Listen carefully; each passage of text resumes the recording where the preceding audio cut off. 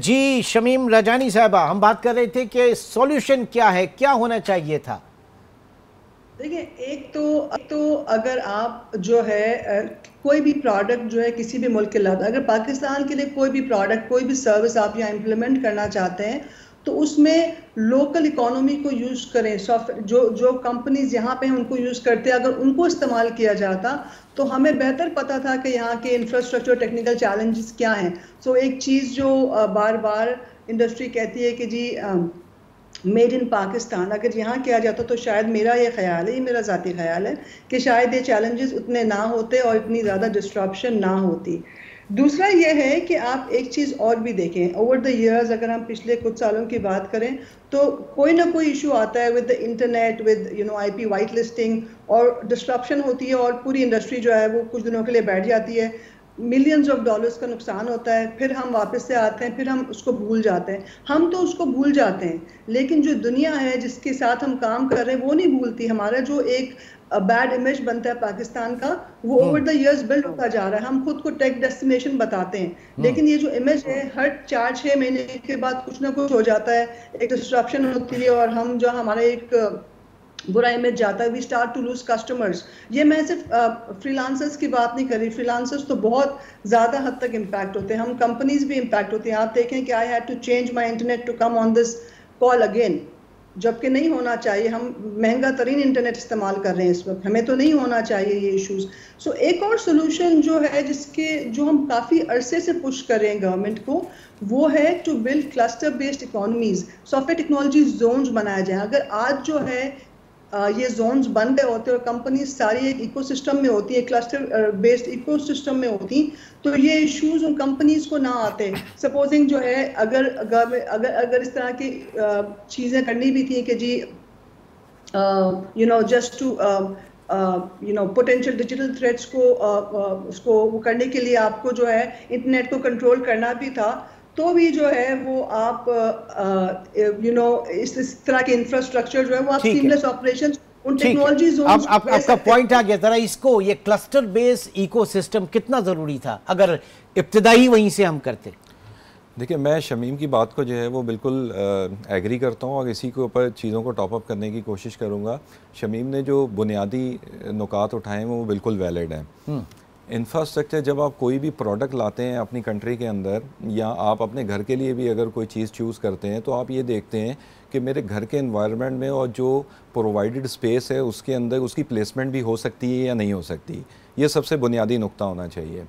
हम पिछले कई सालों से जो है वो डिफरेंट फोरम के ऊपर जो है वो एडवोकेट करते आए हैं कि पाकिस्तान में लास्ट माइल सॉल्यूशंस बिल्कुल अच्छे नहीं है, फाइबराइजेशन जो है वो इनकम्प्लीट है। पाकिस्तान में जो है वो इंटरनेट की बैकबोन कनेक्शन जो है वो मेट्रोपॉलिटन एरियाज से निकल के जो है वो जो सदर्न एरिया है, रिमोट एरियाज़ हैं, वहाँ तक उसको एक्सटेंड होना चाहिए। ये सारी चीज़ें अगर होंगी तो फिर आप सोफिस्टिकेटेड किस्म के जो सिस्टम और सॉफ्टवेयर हैं उनकी इम्प्लीमेंटेशन के काबिल हो जाएंगे। अच्छा, प्रोवाइडेड इसके चलें ठीक है, अब एक फ़ैसला हो गया, आपने एक सिस्टम प्रोक्योर कर लिया है, आप उसको इम्प्लीमेंट करने जा रहे हैं, but still I am very hopeful कि उसको भी जो है वो एक बेहतर तरीके से रोल आउट किया जा सकता है और किया जाना चाहिए था। प्रोवाइडेड कि अगर वो तमाम स्टेक होल्डर्स को जो है वो ऑन बोर्ड लेते तो हम हो सकता है कि हम उनको कोई बेहतर सजेशंस दे पाते। जैसे एक लेमैन अंदाजे से भी हम ये कह रहे हैं कि अगर भाई आपने अगर फिल्ट्रेशन अप्लाई करनी थी, या जिस तरह से अभी एक एग्जांपल आई थी कि रोड ब्लॉकेज हो रही है, तो आप उसमें पहले एक स्पेसिफिक ट्रैफिक को आप कर लेते, आप ट्रकों को पहले कर लेते या आप साइकिलों को पहले कर लेते, ताकि आपका ओवरऑल इम्पैक्ट जो है वो रिड्यूस हो जाता है। शमीम रजानी, अभी आपने कहा कि हम तो इवेंट्स भूल जाते हैं लेकिन लोग नहीं भूलते जो बाहर बैठे हुए हैं, और एक ऐसे वक्त में कि जब हमारे यहाँ बात की जाती है 5G स्पेक्ट्रम की, ये स्टोरी किया जाएगी, फिर हर बड़े दिन के मौके पे सिक्योरिटी के नाम पे हम इंटरनेट सर्विसेज जो हैं वो बंद कर देते हैं, टेलीफोन ये सेलुलर कंपनीज जो उनको बहुत बड़ा डेंट पड़ता है, फिर हम इरादे हमारे ये होते हैं कि हम इलेक्शन जो है वो EVM के ऊपर कराएं पूरे पाकिस्तान में। तो ये हम हमारी डायरेक्शन क्या है और दुनिया कैसे देखती है हमारी इन चीज़ों को? देखिए, दुनिया तो वैसे ही देखती है जैसे हम उनको दिखा रहे हैं। इस वक्त जो हम दिखा रहे हैं, आप मुझे बताएं कि अगर मेरी कंपनी जो है किसी US बेस्ड कस्टमर के साथ काम कर रही हो, वो US बेस्ड कस्टमर जो है मेरी टीम को रीच ही नहीं कर पा रहा, तो वो कितने दिन मेरा इंतजार करेगा? वो उसके पास और बहुत सारे ऑप्शंस हैं जो है, जो शायद मुझसे चीपर होंगे, वो किसी और कंट्री चला जाएगा। तो दुनिया तो जो है वो ना सिर्फ देखती है बल्कि याद भी रखती है।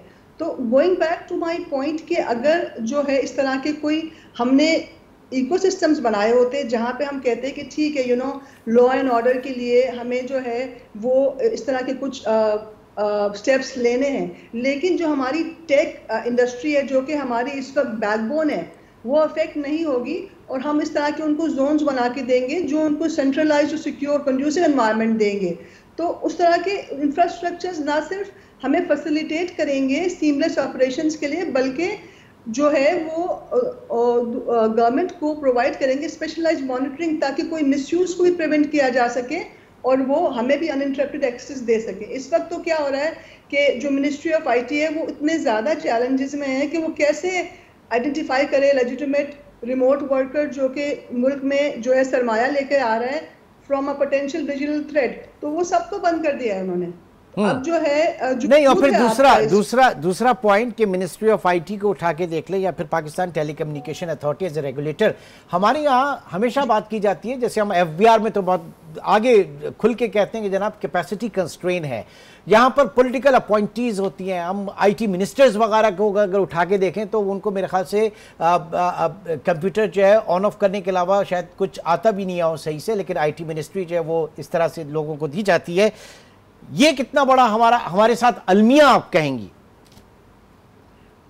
देखें, then this goes back to मैं इस वक्त जो है, क्योंकि मैं तो इंडस्ट्री को रिप्रेजेंट करती, तो मैं तो इंडस्ट्री की बात करूंगी। दिस गोज बैक टू हमारे अगेन एक बहुत बड़ा पेन पॉइंट है कि कंटिन्यूएशन ऑफ पॉलिसीज वो बहुत ज़रूरी है। अगर कंटिन्यूएशन ऑफ पॉलिसीज हो और आप इंडस्ट्रीज को ना छेड़ें तो वो अपना काम करती रहेंगी, वो मुल्क में जो है ज़र मुबादला लाती रहेंगी। इस वक्त पाकिस्तान में 5000 से ज़्यादा आई.टी. इनेबल कंपनीज हैं जो पाकिस्तान सॉफ्टवेयर एक्सपोर्ट बोर्ड के नीचे हैं। 3.5 लाख प्रोफेशनल काम करता है।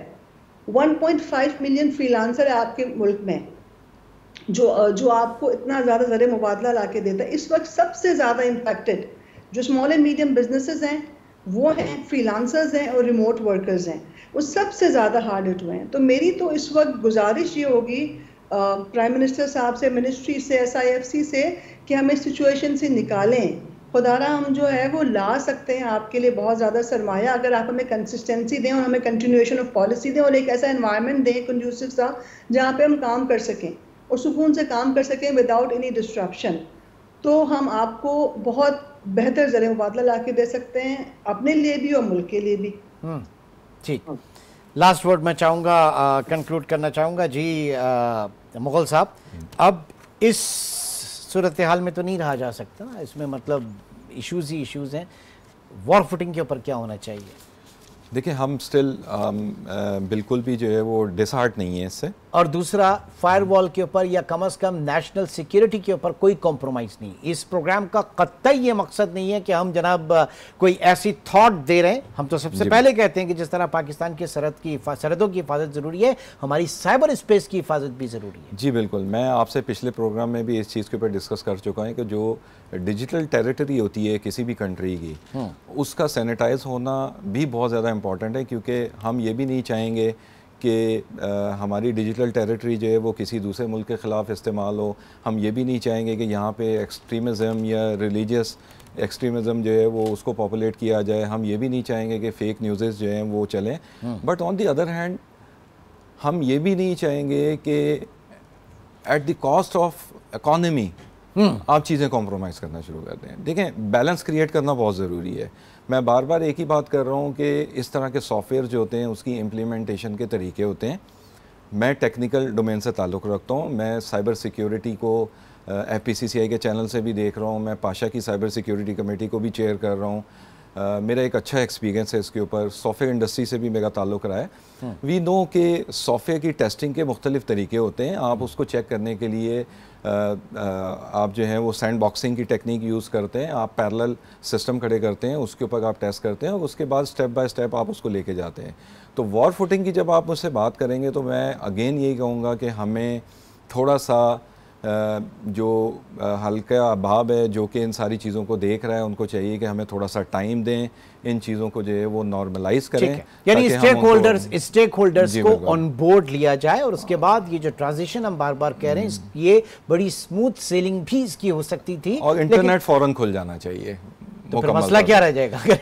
देखें स्टेप बाय स्टेप जब हम जाएंगे, जब आप पहले हमारी सांस तो बहाल करें ना, ठीक है, हमारी सांस बहाल हो जाएगी, उसके बाद हम आपके साथ बैठ के जो है प्लान भी कर लेंगे, शेड्यूल भी कर लेंगे। बहुत बहुत शुक्रिया। मोहम्मद आजम मुगल साहब हमारे साथ मौजूद थे, शमीम रजानी हमारे साथ मौजूद थी, तुफैल अहमद और सेनेटर हुमायूं मेहमद साहब जो हैं वो भी इस प्रोग्राम में शरीक रहे। नाज़रीन आज के प्रोग्राम से इतना ही, कल मुलाकात होगी, अपना बहुत ख्याल रखिएगा, अल्लाह हाफ़िज़।